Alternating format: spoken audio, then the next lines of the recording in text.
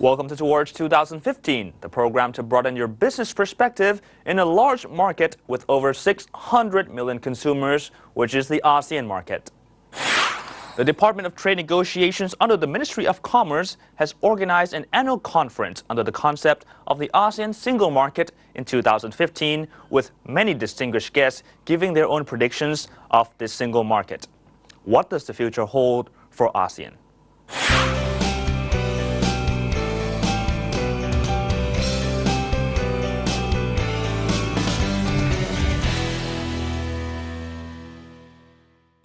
ASEAN has been working continuously and tirelessly to introduce numerous cooperation programs and measures to facilitate trade and investment in the region. I would like to highlight some of them here. On custom matters, the ASEAN Custom Administrations are currently working towards full operations of the ASEAN Single Window that will provide an integrated platform for partnership among government agencies and end users such as economic operators, transport and logistic operators in the movement of goods. ASEAN is also working on modernizing customs techniques and enhancing the delivery of customs services to the public. In the area of conformity assessment, numerous works regarding conformity assessment in important sectors have been undertaken by ASEAN. These include, among others, cosmetics, electrical and electronic equipment, automotive, medical device, and pharmaceutical. ASEAN has also devised the Master Plan of ASEAN Connectivity, which identifies key strategies and actions to enhance the connections of the region in 3 dimensions: fiscal, institutional, and people-to-people connectivity. The improved linkage will promote deeper ties among ASEAN peoples, foster a sense of shared cultural and historical bonds, and as a result, intensify the strengthened ASEAN community building efforts. ASEAN connectivity will also benefit the country when improved domestic linkage generate economic development that is supported by the infrastructure and communications networks, as well as the movement of people, goods, and services. Furthermore, a public-private sector engagement has been fostered to improve the coherence, transparencies, synergies of government policies and business actions across industries and sectors in ASEAN and in the ASEAN Economic Community. At present, about 35% of the AEC sectoral bodies have engaged private sector associations and representatives on a regular or ad hoc basis. This would allow the private sector to provide inputs on the design of regional strategies and initiatives, as well as identify implementation problems in regional integration and ASEAN community building.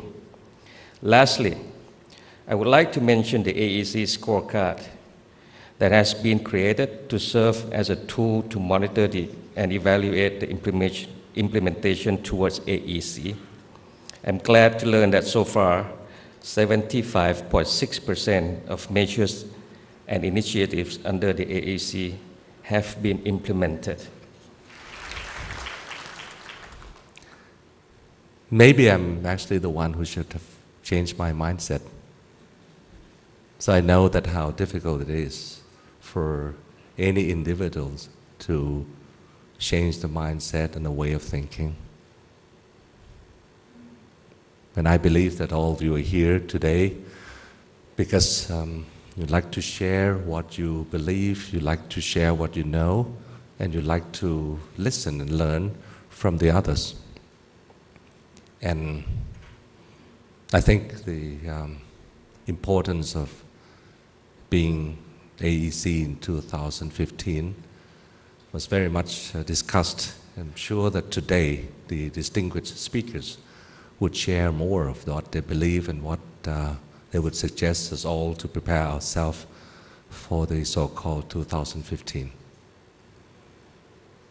I think it's important for us to ask ourselves that whether you're here today, we're all here today because we want Thailand to do better, do the best among those other ASEAN members when we become the AEC, or we believe that we are becoming AEC, meaning that Thailand that used to be the old Thailand, given the geographical map that we have seen with some 65 million people, would suddenly become a bigger country with almost 9 times, 10 times population. And if we believe so, perhaps only try to believe so, not necessarily immediately believe so. The way of thinking, the way of looking at how Thailand will perform and behave as the member of the AEC would be different from the conventional way of thinking of what Thailand will do to be the best among the other members. But since the topic today is very much specific on AEC and ASEAN, so I would hope that if we realize that when Thailand will become part of the AEC, we like to see the progress of AEC, and the more successful AEC can become, the more successful Thailand can become too. There's an English word called better. For those who understand Thai well enough, you can imagine that better can have 2 meanings. One is to better than the others. And in the Thai term, it's called di kwa. But there's another meaning of better, meaning that you want to compare yourself to yourself with different timing. So in Thai language, it's called di khun. I think the ASEAN has all the reasons to be proud that we're both di kwa and di khun. And I think that Thailand also have got good reason to be proud that we are di kwa and di khun. But I think, if the term di kwa, or better than the others, is too deeply in our mind that we really want to do well because we want to di kwa, or we want to be better than the other ASEAN members. For me, that's not the most constructive way of looking of how we will blend ourselves into this great community. But if we concentrate more on the term di khun, we'll look more into the potential of ourselves, we'll look more into the problem of ourselves, we would look less to the others and try to beat them, outperform them, but we'll look to the others so that we could learn some success, some strength, some projects, some activities that help those countries to do di khun or do better. That's something I would propose that Thailand should prepare ourselves with a new mindset, preparing ourselves since year 2012 until we achieve the AEC in 2015 and also from thereafter. All of a sudden, we have been declared the center of global growth engine. We have been recognized as the new engine, locomotive of growth that would pull the entire global community out of the crisis. So we have made our journey incrementally, step by step.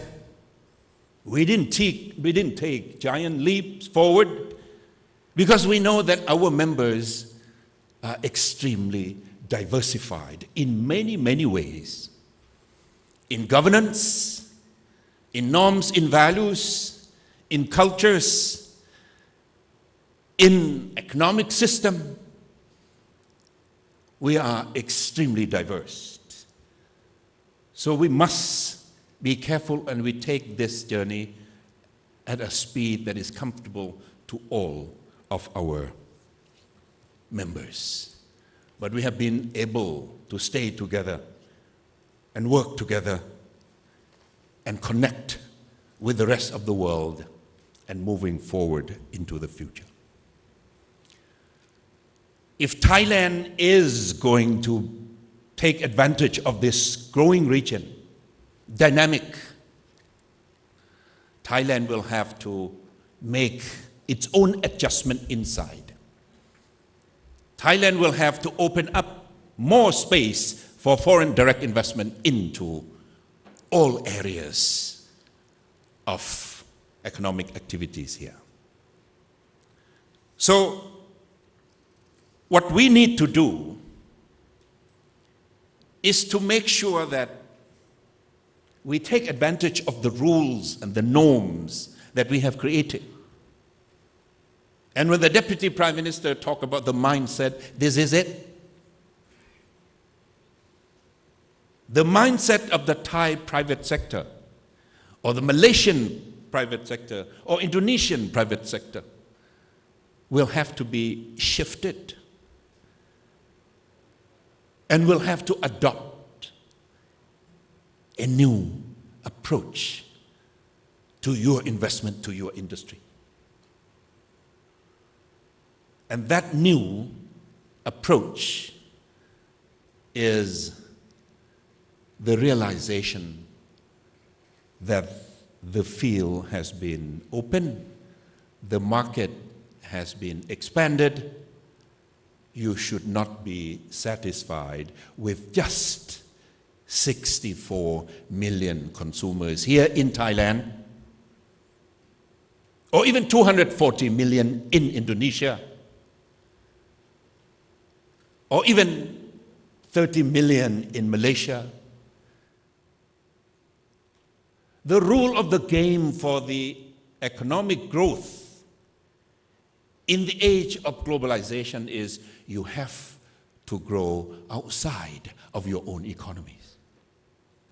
So essentially what AEC is to increase your market here in Thailand. If I'm speaking in other countries, I would use other figures. But here in Thailand, it means the market is going to be multiplied 10 times from 64 to 600 million.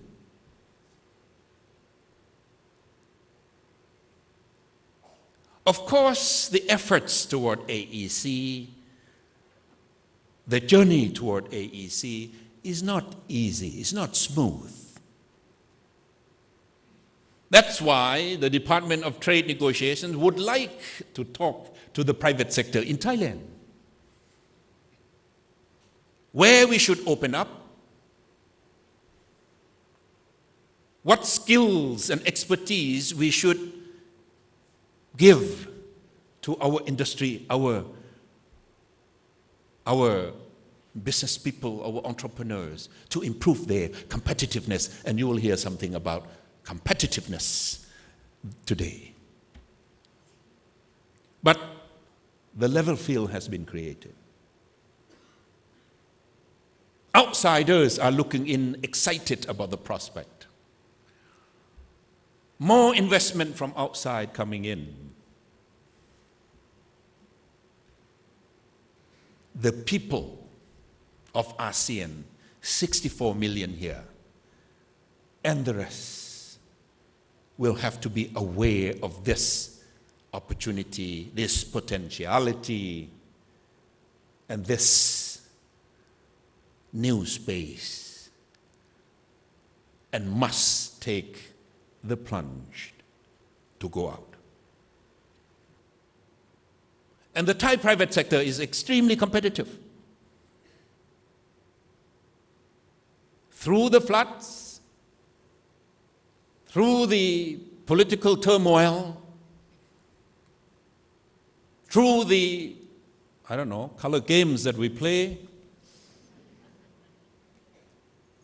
they keep on export they maintain the level. They increase the percentage of export. There has been a dip this last quarter, I know that, but that's temporary. But remember this, a robust, strong private sector will need an enabling environment from the government. Don't suffocate them. Liberalize them.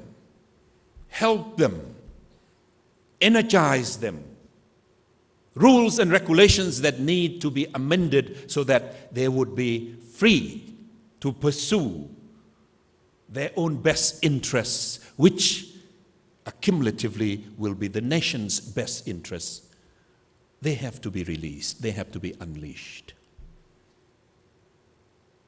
So, a strong, robust private sector cannot be robust and strong forever if there is no continuity in policy, if there's no certainty and transparency in policy, if there is no measure that would sustain them inside and outside.